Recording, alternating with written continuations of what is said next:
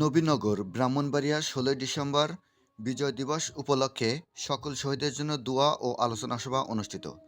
নবীনগর ব্রাহ্মণবাড়িয়া থেকে আব্দুল হাদি এর পাঠানো ভিডিওচিত্রে desk news. Nabinagar Brahmanbaria ১৬ December বিজয় দিবস উপলক্ষে কৈতলা জগেশ্বর উচ্চ বিদ্যালয়ের সকল শহীদের জন্য দোয়া ও আলোচনা সভার আয়োজন করা হয়েছে।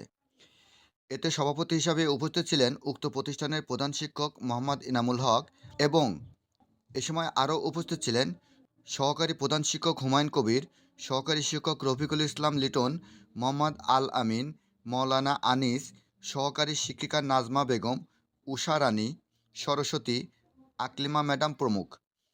মেহমান হিসাবে উপস্থিত ছিলেন বিএনপি সভাপতি সৈয়দ জুবায়ের আহমেদ মাসুদ, সৈয়দ আব্দুর রৌফ, নাসিম সরকার, জহির মিয়া, হেফাজত ইসলামীর নেতা সৈয়দ ফরহাদ হোসেন ফরিদি, মুফতি শরীফ আরমান, জামায়াতে ইসলামীর নেতা মৌলানা আসাদুল্লাহ, সেক্রেটারি কৈতলা দক্ষিণ ইউনিয়ন সহ সরকারি বেসরকারি স্কুল কলেজের শিক্ষক শিক্ষিকা ও শিক্ষকবৃন্দ। ঢেলে দিয়েছেন। এই দেশের স্বাধীনতার ইতিহাসটা কোন একক দলের নয়, এই দেশের সাধারণ মানুষের। কিন্তু ক্ষমতায় আসলে আমরা ভুলে যাই। এই জন্য এখন যারা এই দেশ বিনির্মাণের চেষ্টা করছেন, চেষ্টা করবেন, ক্ষমতায় যাবেন, এই দেশ তো কাউকে না কাউকে পরিচালনা করতে হবে। প্রত্যেকটা মানুষ যেন তার অধিকার থেকে বঞ্চিত না হয়। আমরা যেন একটা সুখী সমৃদ্ধ সোনার বাংলা দেখতে পাই।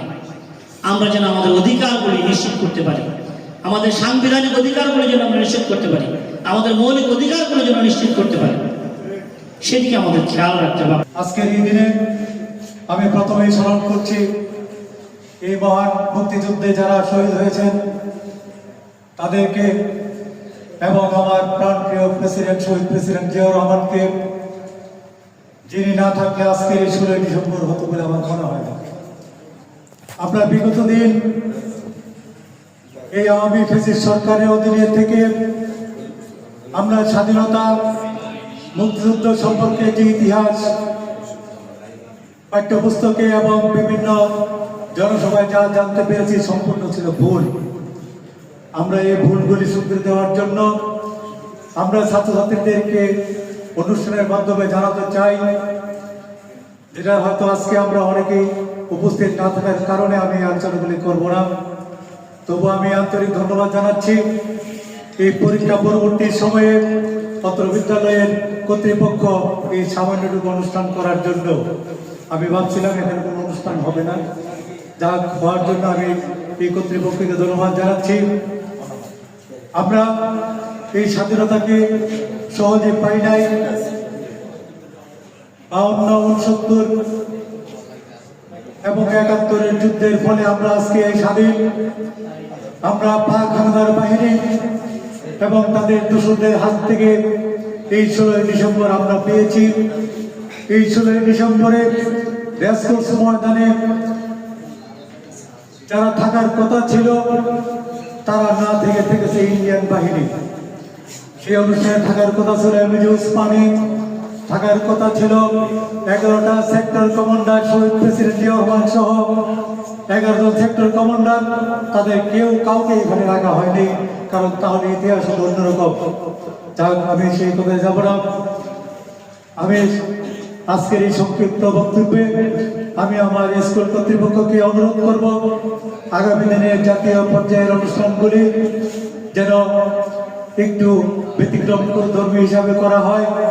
আমরা আমাদের ছাত্রছাত্রীদেরকে নতুনভাবে জানাতে চাই এবং বোঝাতে চাই। এবং আপনারা জানেন বাংলাদেশের সাংস্কৃতিক রাজধানী হলো ব্রাহ্মণবাড়িয়া, আর এই ব্রাহ্মণবাড়িয়া সাংস্কৃতিক ইউনিয়ন হলো কৈতলা। আমরা যখন এই স্কুল কলেজে পড়াশোনা করতাম, আমরা প্রতিটি অনুষ্ঠান করতাম।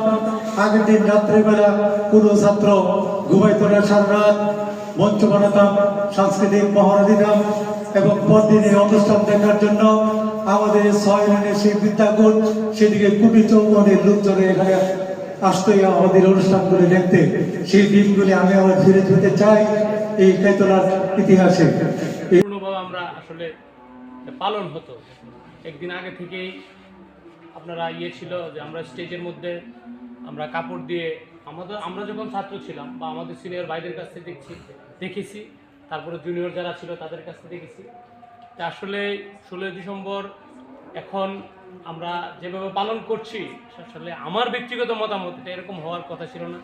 আমি শ্রদ্ধাভাজন প্রধান শিক্ষক মহোদয়ের কাছে দৃষ্টি আকর্ষণ করব যে আমরা আগামীতে যেন যে জাতীয় প্রোগ্রামগুলি, সকল শিক্ষকরাও আছেন, সকলেই আমার পরিচিত, আমাদের যে জাতীয় প্রোগ্রামগুলি আমরা আপনাদের কাছ থেকে চাচ্ছি, এলাকার লোক হিসাবে, ছোটো ভাই হিসাবে, আমরা যেন এই 16ই ডিসেম্বর, 21শে ফেব্রুয়ারি, 26শে মার্চ এরকম জাতীয় যে প্রোগ্রামগুলি আমরা একটু জাঁকজমকপূর্ণ পরিবেশে যেন আমরা এই স্কুলে আমরা দেখতে পাই।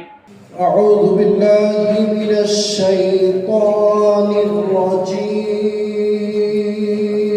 بسم الله الرحمن الرحيم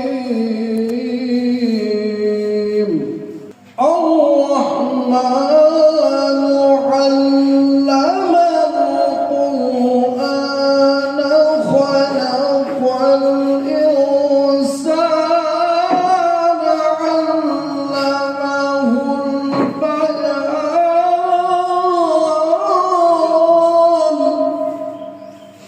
الشمس والقمر بحسبان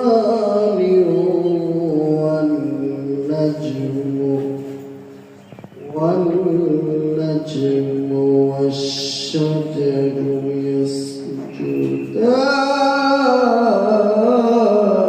يسجدان والسماء رفعها ووضع الميزان